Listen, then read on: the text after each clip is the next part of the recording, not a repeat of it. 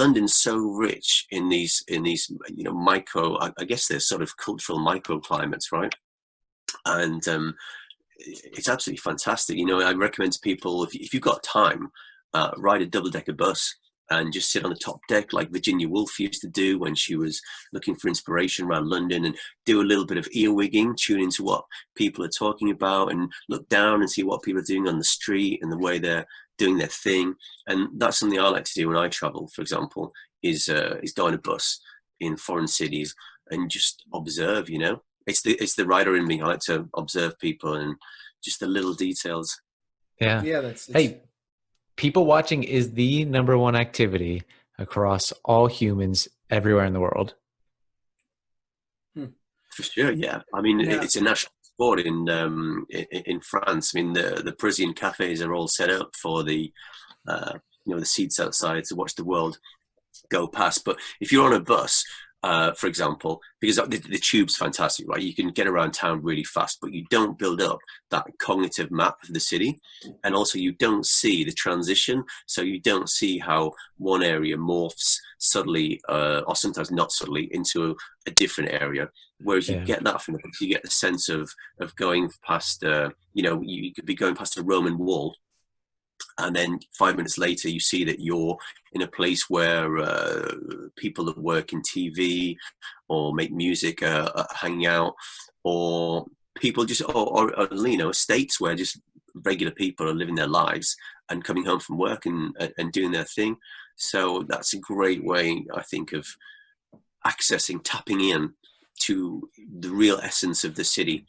But in the same way, but also, the tourist spots, the classic London, that's also very much part of the city. So all of those things, are they make this amazing capital city that has so much going on, where you need never be bored.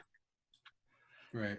I think the one thing that was amazing for my 3 days that I was there, I just stayed in a hostel, and the only method of me getting around was walking and getting one of the city bikes. And I paid, I think, €3 for 3 days total. And I was able to bike around the city within half an hour of my time limit and switch to a new bike. And I rode probably 30 or 40 miles just that weekend alone, going from like the Walworth area in southern London up to Camden Market, Regent's Park, Hyde Park, and then over to Tower of London and the financial district. And it was amazing. I got to see so much, and I got to see that transition you were talking about. And it's really interesting because it does just morph. It's not an abrupt change, but it does change. Yeah, it's a city of contrast. I know that's such a travel writing cliche, right? Say city of contrast, but it is. You could be standing outside one of the biggest banks in Europe, where people are wearing, people who get £1 million bonuses are wearing suits that are, cost what your rent is for a month or something like that. And then the next minute you can be on a street corner and watching, like people coming out of fish and chip shops and we have, should I mention a brand name? So Greggs do this thing called, it was a revelation in high street food. It was the vegan sausage roll, and it was this massive thing in PR and media. It was all the newspapers and all the social media, and you've got that amazing difference between these people living like incredibly cosmopolitan international lifestyles, the sort of people that are flying in on a private jet to go and do a massive deal in the financial district, and then they're jumping on the Eurostar, and then 2.5 hours later they're in Paris. And then you've got people that have maybe lived their whole life within a few blocks, and they're going to the same pub, the same cafe that they've always gone to. And it's just phenomenal. People are living such different lives next to each other. and it's a great thing. And like what you said about the bicycle, I mean, the bicycle is a fantastic way to get around, as long as, I mean, we're getting better, right? We don't have this cycle infrastructure that places like Germany and the Netherlands have, but we're getting better. And if you feel comfortable on that, then it's fantastic, because obviously you get a little endorphin buzz, and it's so liberating, and you're in control. You know, you're in charge of your own schedule. You're not sitting on a bus where someone's right, you've got 10 minutes here, take your pictures, use the toilet, and then we're going again, blah, blah. So you're in charge of your own schedule, and you do start to see, you become, you know, at one with the city, and you see, as you said, those changes. You happen across accidentally hidden parks that are like little treasures, Yeah. you know, with and then you might, for example, if you're going to Regent's Park, you might find yourself up a hill with one of the best views of London. You might find yourself on Parliament Hill, or even on Primrose Hill. And those things are just little treats, especially, but they're especially good. And this is why, you know, when I started off in educational tourism, you want to empower people, because you want people to make those little discoveries on their own. So I like to prime people when I do the regular tour, the intro to London. I'm kind of priming people to go off and then have adventures. So interesting. So going back to parks, do you have any open spaces that you would recommend to people? So many. Any major ones? I don't know London very well. There are a lot of cities that I could speak on the geography pretty easily, but London, for some reason, is not one of those cities. So which parks would you recommend people gravitate towards? If you're in the center, then we've got a couple of like micro parks inside churches that were destroyed in the Blitz. They're pretty cool. And also near St. Paul's, we have Postman's Park, which is a little park where, you know, financial district people will work. So we'll pop into at lunchtime and get some, you know, to kind of chill out and eat their sandwiches. But it's got all these memorials to people that gave their lives in the course of trying to save someone else. So it has this incredibly poignant element to it, with these tiles that recall people, you know, and it might be someone who died into a canal to try and save a child from drowning. It might be a policeman that ran into a burning building, and all these people, you know, died trying to save someone else. And that's quite a special place. And it's only 5 minutes away, 5 minutes walk from St. Paul's Cathedral. But again, of course, if you don't have the local knowledge, then you wouldn't know it's there. Another one is I'm where I live, the northeast part of. It's still fairly close to the centre, about 5 miles away from the centre of the city. We have an incredible open space which is called Hackney Marshes. So it's not the sort of thing. If you're just in London for a couple of days, you wouldn't come here. But if you're here for a week and you want to go a little bit off the beaten track and you want to see a massive green space in this huge packed city, then Hackney Marshes is fantastic. And up there you'll find birds, like the wildlife is absolutely incredible. And you would never think that you're 15 minutes on the train from all those glass and steel skyscrapers of the City of London, the Corporation of London, where you know, all those the phones are buzzing and everyone's busy doing deals, and all these new symbols of prosperity and wealth going up. Yeah, it's quite special. The marshes are actually quite close to the Olympic Park.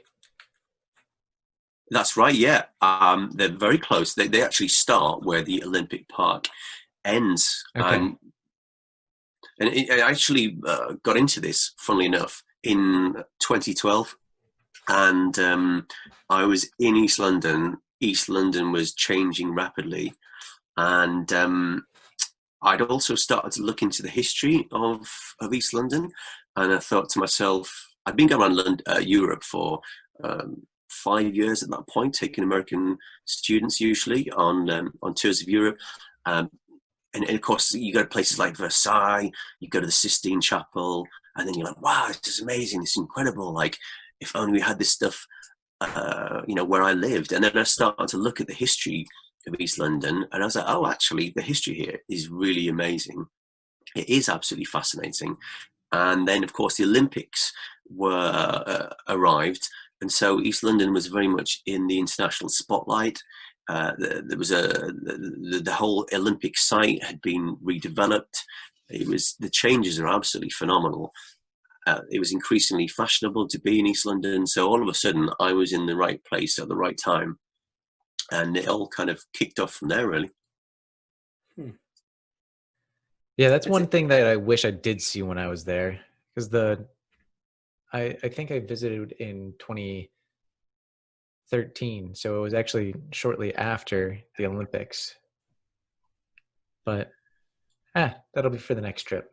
Yeah. Yeah, it was a major event, the Olympics, and you know I did some tours actually for typically German broadsheets, right? The Germans, I find Germany quite an intellectual country, and they want to go beyond the PR headlines, and they want to know, well, okay, we can read your press releases from your government and from the Olympic Games people, but what's really going on for people in that area? And so I started taking them behind the scenes.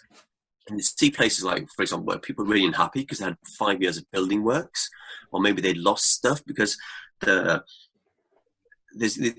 Olympics is a massive project, right? And you know, there's an expression that you can't make an omelette without breaking eggs. And there were more than 200 compulsory purchase orders on businesses. Businesses were moved out, relocated. There was a lot of dislocation. And of course, it's all very well to say that, you know, well, you can't make this Olympic omelette can't be made without smashing some eggs. But of course, if you are one of those eggs, then it's quite a big deal, you know. So yeah.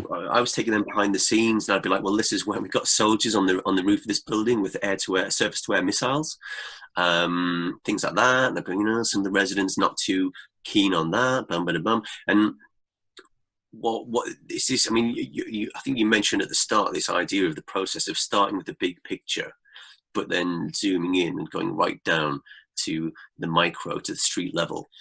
And I mean, it's endless, really, because you could do a tour ultimately in one street, and because the more you zoom in, the more you find out, and there are whole worlds, and there are things that you don't even realize are going on. There are worlds within worlds, you know, and people do crime tours, people do legal tours, people do wildlife tours, people do flora and fauna tours.